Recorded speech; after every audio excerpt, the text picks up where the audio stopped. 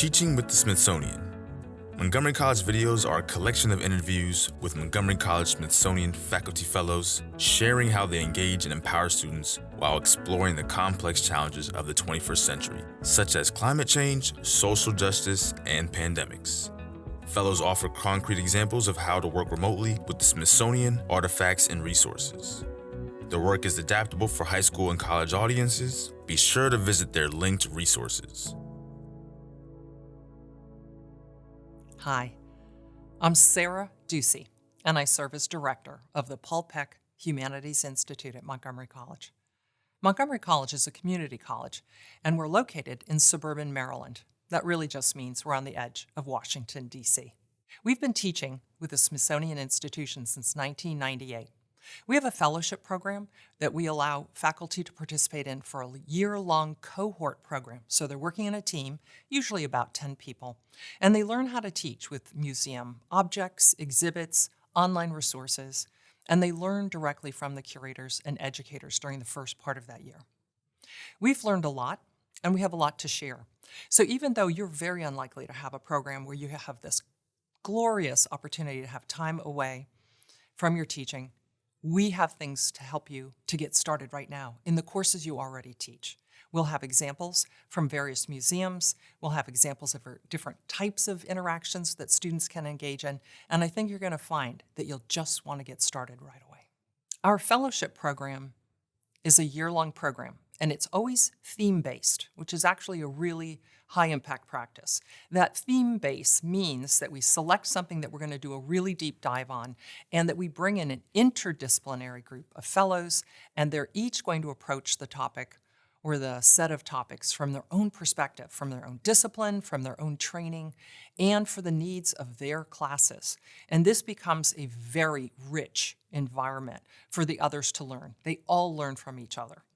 This edX course that you're participating in is really based on the work that we did recently with a cohort that was addressing the theme, how to address 21st century challenges in the community college classroom.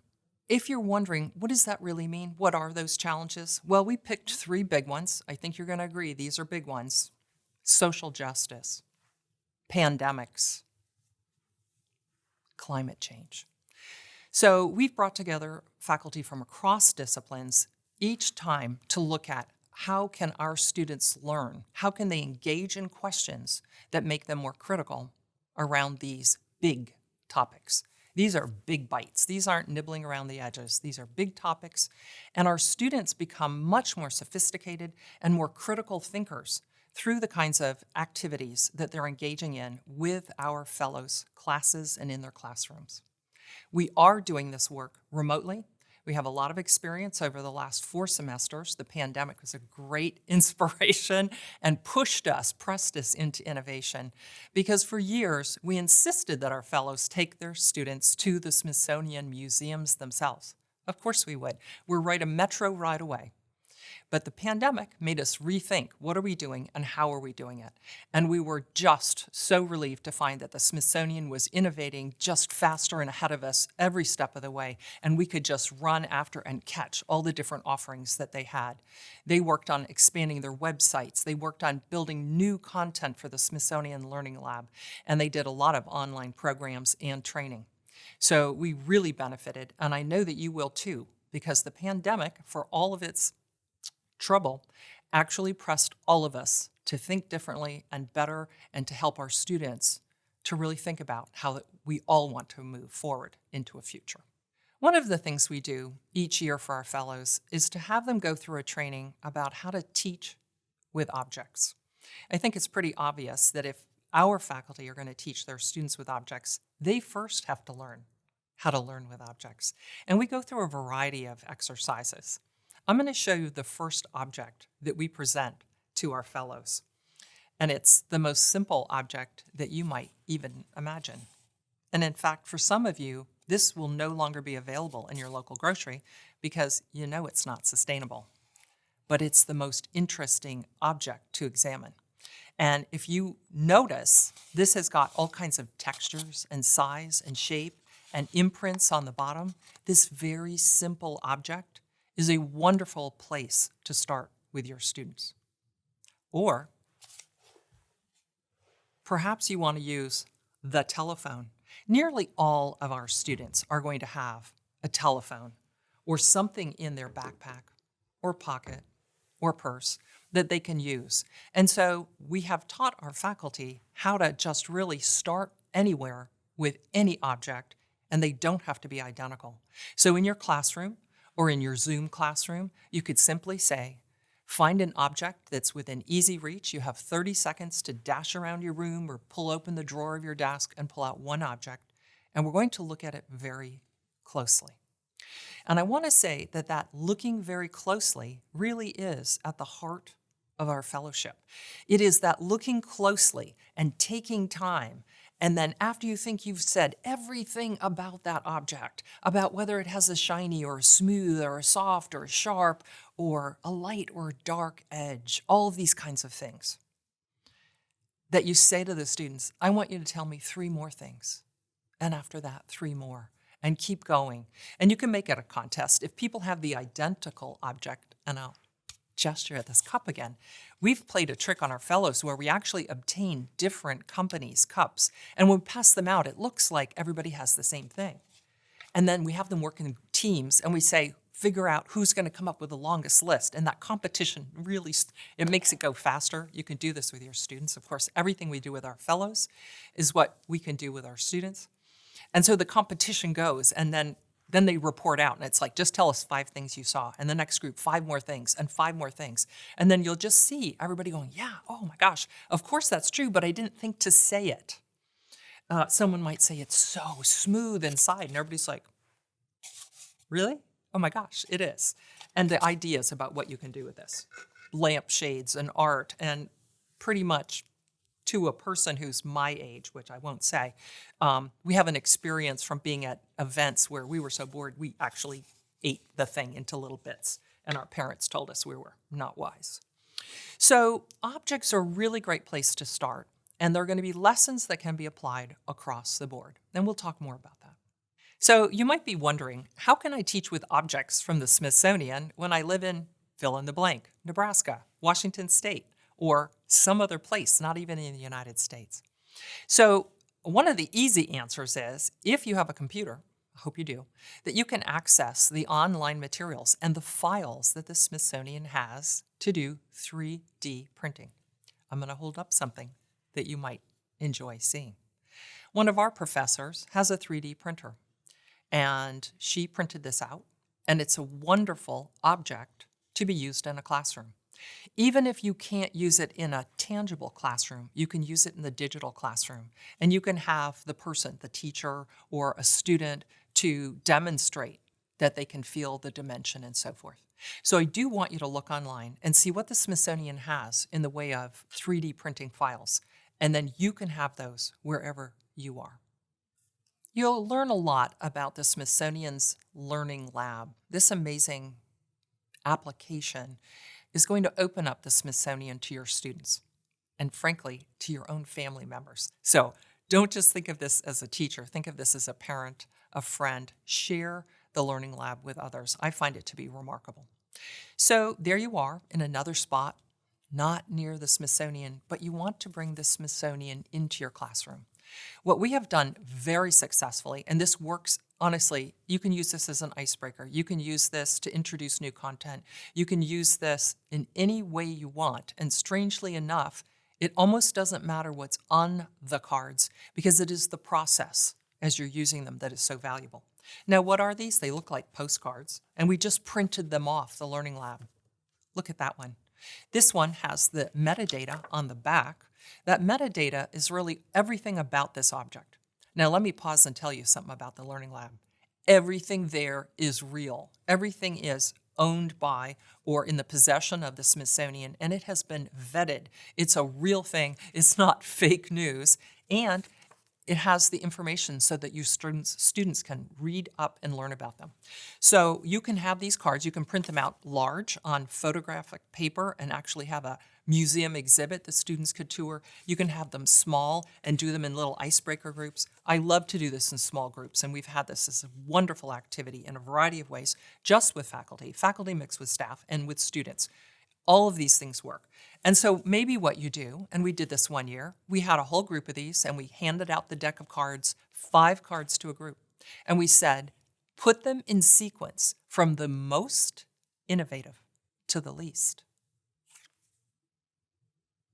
That is a beluga whale skin made into a parka. That is owned by the Smithsonian. You can learn about it. So imagine, if you will, that an important garment to protect someone's life might be pretty innovative. But what else would they be looking at? Well, all kinds of things. Spacesuits and computers and art and science.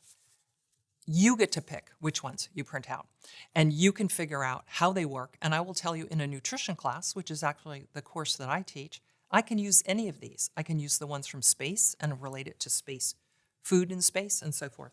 But I don't have to, because what we're asking the students to do is to look, to consider. And you can do that too. And you don't need these cards. You can do it online. Just have them look through images. You can put them up on the projector, and you can have the students look at a collection where you send them the link, and they can do it at home in their own time. When we're teaching with objects, one of the most important things is to ask questions. Ask questions and ask questions. Part of what we have as an initiative and as a whole effort with our work with students is to drive them to ask more questions, to have open-ended questions, because we really don't want students that just say yes, no, or I don't know. We want them to really look and to consider. And so one of the processes we go through with our students, actually we learned, the cohort I was in with the Smithsonian Faculty Fellowship, was way back in 2010, and we were in the National Portrait Gallery. And we were introduced to something that's called a thinking routine. And these are generated by the folks at Harvard's Graduate School of Education. And they have something called Project Zero. And the Learning Lab, the Smithsonian Learning Lab, has collections about Project Zero that you can just search on and find, and you'll find these prompts. So let me tell you this expression again. They're thinking prompts or thinking routines. And what happens is, if you do these often enough, your students already have a brain organization to go through a step process. So one of the favorite ones I've selected to do in my classroom is to say, what do you see? That's part 1. What do you see? And they have to write it down. And the whole thing is, you have to say, don't think yet. Don't think yet. So if, for example, they're standing in front of a portrait at the portrait gallery, or they're seated in their desk or in their car, because I think you have students that take their classes in their car too, and they're looking at their phone, and it's like, what do I see in this image? What else do I see? You're just describing. This first thing is just, what do I see? But then the next part is, the second part of that routine is, what do I think? I think this is, and I think this is. So you have them generating, and they're coming up with new ideas, and it's innovative. This is the part where, when there are students together, whether they're in a Zoom breakout room or Teams or however you're doing your remote classes, or if they're in the classroom, they hear each other and they're learning from one another. What are they thinking? But perhaps the part that is really the creative and the innovative part, and that I'm so excited about, is when you ask the third part of that particular prompt. What do you wonder? What do you wonder? And that's really a part of science and art and the humanities, is like, what am I wondering about? And how did this process of really looking carefully to see, and then really starting to analyze, to think, and then to say, but where does this bring me? What do I want to know next, right? And that you can do anywhere at all. And I encourage you to do that. Reflection. Much of the work that we do is really encouraging our students to reflect. We don't want just yes and no answers, and we don't want just the facts, Jack. We want to know what they are thinking. What are they thinking about what they're seeing? What are they thinking about the experience, and how this layers on to other experiences in their life, in other classes, in their home life, at work? How does that all come together? That integration is really important for us. And we find that if we ask our students to do more writing, courses that we might describe as writing enhanced. Now, That sounds scary to a student, by the way. Writing enhanced sounds like, oh, not that one. But in fact, the students gain confidence in their writing. They become stronger as communicators, and actually they're thankful for it. And I'm just going to pause and say this. Ask more of your students. Take a breath, steel yourself, and ask more. Don't tell them that you're terrified to ask them more. Be confident. Say, this is what we're going to do. This is what we're going to do, and we're doing it. And they will follow you, and they will then lead with you. And it is the most remarkable thing. So ask them to write. Well, let's start with a little tiny kind of writing. And I don't know how many of you have heard of 6-word memoir. Well, there are all kinds of books about 6-word memoirs. They're hysterical. I won't read them out loud because, well, maybe I could just read one. Oh, that has a harsh word. Here's one. This is 6-word memoirs about love and heartbreak. Ready? Kissed many frogs. Finally found Prince. Well, what happens is you can either do headlines, which are longer than 6 words, but I happen to really like the tightness, the precision of a 6-word memoir. Here's why. You know how our students are sort of wishy-washy and they write these generalized statements, and it's like, you use 3 times the number of words you need. They have to cut out anything that doesn't matter, and they have to come up with words that actually, single words are more complicated and have more meaning. So this curation, this selection of words to get down to 6 words to tell a story is so powerful. And here's where this works beautifully. In a museum setting, or again, in your remote looking at the screen and really examining an image, tell the story of what you see in that painting, in that sculpture, in that object, in just 6 words. And then share them. Imagine, if you will, you give them 5 minutes and then they put them into the chat box. Some of them are hysterically funny, some of them are serious, and some of them are profound. The students get better and faster at this. So it seems like fun. It seems frivolous. Let me give you an example. I teach nutrition. In my nutrition class, I had my students doing 6-word memoirs about nutrients. Here's a 6-word memoir. Save babies. Eat beans and greens. If you were a nutritionist, you would immediately know that that is a story about folate and how it prevents birth defects in babies. That seems frivolous. We're writing poetry or short prose in a class for nutrition, and yet my students are thinking more carefully about what is actually the content I need to teach, right, to the reader, to the audience, and then what words are going to get me there. And it's an amazing thing. So online, you can find resources about 6-word memoirs and start with them. This is so easy. Give them a picture, have them play with it, have them write a 6-word memoir. Now imagine this. What if your colleagues were doing this too? And the next time you're in a classroom and you say, we're going to write a 6-word memoir, and they're already at it with their pencil, with their phone, with their computer. They're ready to go because it's a thinking routine as well. They've started, they know the process, and they can start engaging immediately. And that is the beauty of having multiple faculty do this kind of work at your institution. One of the things I have my students do is to ask questions of others.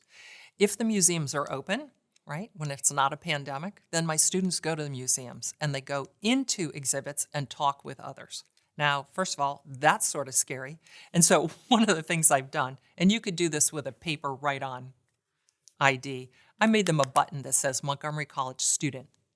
Next time they go, it's just going to say Montgomery College because maybe they don't want to be identified as a student, but just affiliated with my college, right? My college. It would be their college that they're bragging on. But it also gives them a touch of authority for when they reach out and ask people questions. These are open-ended questions, and they get to either use one of the prompts I've written or they can write their own questions. It doesn't matter because the whole experience is, number one, learning how to make the ask. And how many jobs do you know about where you actually have to go up to a stranger and say, hey, I'd like to talk to you about cell phone plan or, right, whatever they're selling, whatever their message is. Teachers are selling all the time, right? Administrators at colleges are selling all the time. The bank, everybody, every industry, there's that big ask you have to make. And the more often people do that, the more comfortable they are. So they get comfortable with that. And then they ask the questions, and then they're hearing other people's perspectives. other people's perspectives. Do you garden? Do you grow your own food? Are you worried about, are we going to have enough food to feed people on Earth? Think about the kinds of questions, the 21st century challenges, right? What kind of open-ended prompts can you ask of a stranger? That stranger could be knock on somebody at the door, right? You did this with Girl Scout cookies, you did this with the Boy Scout popcorn. All of those experiences, right? It's the same thing. We're making the ask, we're asking a question, and then we're learning from the people. And in fact, you could ask to take a picture with that person, and you would have a picture that actually memorializes that experience. Always ask and always get a waiver. I actually made a waiver on a piece of paper they can hold up, and it just says, yes, you can take my picture. And then the second picture they take without the waiver. Although I've had quite a few students give me the one with a waiver. But the waiver is super simple, right? Just says, yes, you can take my picture, and yes, you can give it to my professor, and yes, you can tweet it or whatever, Instagram. And if somebody says no, you say, thank you so much for your time, right? So that experience is amazing, and it is applicable in any environment. Your students can do that in the grocery store. They can do it in their neighborhood. They can ask a family friend. Ask more questions. You might be wondering, what will my students get out of this? Let me tell you about two of my students. They were in the Smithsonian. They were actually in an exhibit. Unfortunately, this one is no longer there. It was called Written in Bone, and it was an extraordinary exhibit with really great online supports and a really nice book. But they had a bone lab, and that was a place where you could go in and actually examine bones under microscopes or hold them in your hands. And like they had worksheets and questions, these various prompts. But it was a place that was tangible for them. You could set up such a lab at your college. You don't need the Smithsonian's bone lab to do this. You only need a few bones. It's nice if they're real bones. Harder to get human bones, but nevertheless, you could have animal bones and other kinds of things. And I was wandering about, and I wandered in, and I find my two students, these two young men. They're sitting at the lab table, and they're looking through a microscope. And I said, how are things going? And this one young man looks up from the microscope, and he's just like, he's glowing. And he says, this makes me feel so smart. This makes me feel so smart.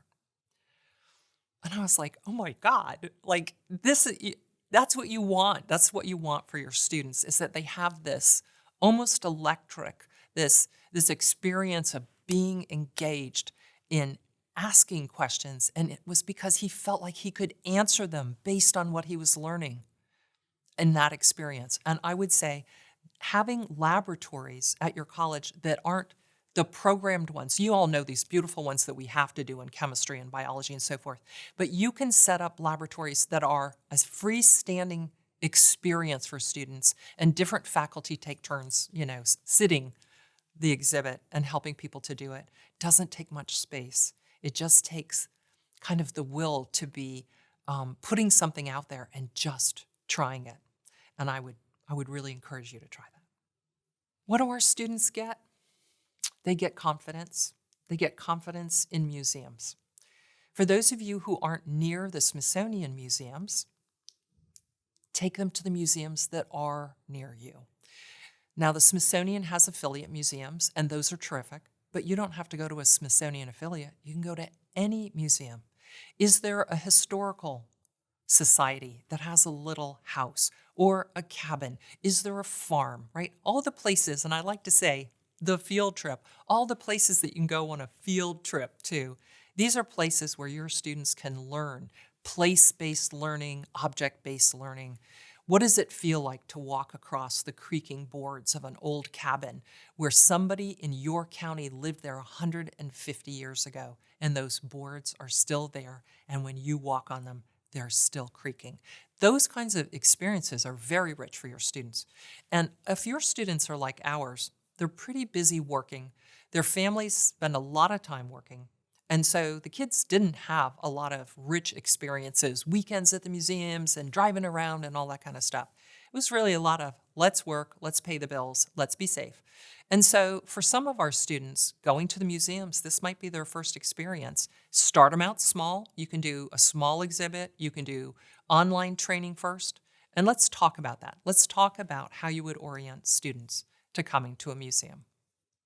You don't want your students to go into a museum without some sort of orientation. You want them to feel confident. And here I'll give you an example of one of our students. And it's a funny example. This was one of my students. And I say funny, it's kind of strange and curious because it startled me. But once I heard it, I understood it very well. Here's what she said in response to the question. Have you ever been to the Smithsonian before? And her answer, yes. No. I'm like, okay, so yes or no? And the answer was, yes, I went. She went up the steps and stopped and did not go inside. She did not open the door. She did not enter the museum. Why? Here's what she said. I said, why didn't you go in the museum? And she said, and this really tugged on my heart, I have to say. It was like, she said, I didn't know what was inside. And that really meant a lot of things to her, but it also meant a lot to me because in leading this program, we always want to make sure that we're not putting our students at risk, at harm. We want them actually to grow from this. Yeah, it's scary. For some of our students, they've never been on the metro. Now they're on the metro. We say, right, go in pairs, go in a group. I'll meet you at the metro. We'll go together, all those kinds of things. So we try and bolster them so that they feel safe getting there. Once they're there, we want them to know before they step foot inside, what can I touch and what can I not touch? Well, so when I first started teaching with museums, instead of teaching with my classroom, the first semester as I was learning about all this kind of work, I took a student club and I went to actually a pretty glorious museum in New York City.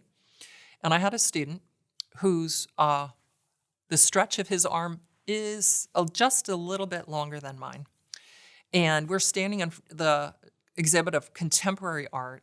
And here's what this young man says. I hear this. I still actually have a physical response to these words. Is that real? He says as his hand is going right at the surface of this highly textured artwork, right? You know, where the paint is, And I grab him, I have him by the wrist, and I stop him this close to the painting. And I say, yes. Name of student, yes, that is real. And my heart rate goes up every time I think about that. Because he should have known not to touch the art. But in fact, what if he didn't? What if he didn't know? Because some museums have hands-on exhibits, right? And we love those because that's some of the best learning, like the students in the bone lab learning how to touch and look and see. So you're going to help them to know if it's behind glass, don't touch it. If there's a rope, don't touch it. If there's a painted line on the floor between you and the artwork, don't touch it. And it's just a respectful thing for your students, for them to know, because then they know confidently, this I can touch. And at the Smithsonian, they have sculptures that some parts of them are so shiny from all the touching and the touching and the touching. So you'll have a bronze sculpture that has that aged patina, except for the parts where children and adults have touched and caressed it to feel it. And those are to be touched, right? So you're going to help your students with that. You're also going to help them to know no backpacks in the museum unless they wear it in the front. They might look like they're carrying a baby, right? In the baby backpacks, but front packs. But they don't know that when their backpack is on their back, they don't have a sense for where they are in space, and they turn around and can knock over an exhibit. And so you're really going to say to them, these are real things, and we're going to be wise and careful, and we're going to have a blast. And so you're really pairing all the wisdom of how to work with the museum with a little bit of, let's be careful there. Why would you take your students to museums? There's a phrase, a really important phrase, and it's called magical contagion. And magical contagion is this experience of when you get there, it's like, are those the real ones? For example, Dorothy's ruby red slippers. Are those the real ones? Now, some of you know there's more than one pair, and there's even one pair where the shoes are mixed up. But the answer is yes, those are real, and they're so special, and you're seeing them in the for reals, right? They're just tangible. And so that magical contagion is awesome. And part of what you're going to do with your work is to start in your community and find objects that are really interesting, that have a story behind them, or that your students can develop a story about, to learn about, and that they become magical to them as well. Your students belong in museums. They belong in museums, and you're going to take them there. You're going to orient them. You're going to help them do research so that when they get there, things are familiar, and they're going to say, there it is. Oh, that's it. That's the one I read about. And you're going to help them to make those connections. When you're designing assignments for your students, I want you to do this one very important thing. Leave room for student choice. Now, the literature is really clear on this. When students get to make some choices like, what's my topic and how do I do this? And could I do a written piece, or could I do a digital story, or can I do a painting instead of right? That you give them that choice, it turns out that they lean in and they engage more intently. And that's probably true if you think about your own childhood and schooling throughout the many years, is that the things that you were passionate about, those are the things you remember now, and the ones where you did the deeper dive. And so let's think about this. When you write the assignment, you say, here's what we're trying to achieve, and you can do it this way or this way. Or you could say, this is how we're doing it, but if you have another idea, I'm open to ideas, right? You're open. I want you to always be mindful to build choice into your assignments. Your students want choice. They don't know they want choice. They know they don't maybe want to do some assignment that sounds long and scary. But if you say you could do it this way, they're going to say, ooh, well, actually, maybe this is what I want. We all have the student that actually just wants to be told what to do. And that's fine. We actually also would like to have them maybe stretch out just a little bit and try something they're less comfortable with. So sometimes you direct them, but you'll always leave a little bit of room for them to make some choices. What we've done, some of us, with the tours to the Smithsonian, is that we say, okay, I want you to go to this exhibit, find this object, then do, like a scavenger hunt of things they're going to do. And at the end of all that, we say, now we want you to find something else at that museum that really speaks to you. And it is just open-ended, like whatevs. Go find something that speaks to you. And then write 2 paragraphs about it. Writing, remember we talked about writing? Have them write about it. The word reflection should be floating around and through and embedded in every bit of what you do with museum learning with your students. This reflection is where the student is really integrating and processing, what did this project mean to me? How can I make associations between this assignment and other things we did in this class? Or does this relate to another class, maybe my sociology class or chemistry? And did I learn something at work or in my childhood that also relates? And then how do they make meaning of this? And they write about it. Writing is going to be a part of everything that you can do. You don't have to do it, but I will tell you, we find that to be absolutely key in the work that we do, is to have students to actually write, that we offer them open-ended questions to respond to, and that is where we see what they are thinking. And it is where we can judge, where we can assess, did they learn the content that we wished that they did? Did they meet those course objectives? Yes, we've got to do that. But what else are they learning? And do they have a holistic look at it? Man, the writing is going to help you get there. Keep them writing. This video was produced by Montgomery College Television on behalf of MC's Paul Peck Humanities Institute and Smithsonian's Office of Educational Technology. It is a companion to the Smithsonian's X-Course, Teaching with the Smithsonian, addressing 21st century challenges in the community college classroom. Learn more about this course at edx.org. Faculty interviewed for these videos teach at Montgomery College, a community college in suburban Maryland, just a subway ride from the Smithsonian Museums on the National Mall. Our MC Smithsonian Faculty Fellowship has spurred more than 25,000 visits by students and their families since 1998. Find our other faculty video interviews at youtube.com/Montgomery College.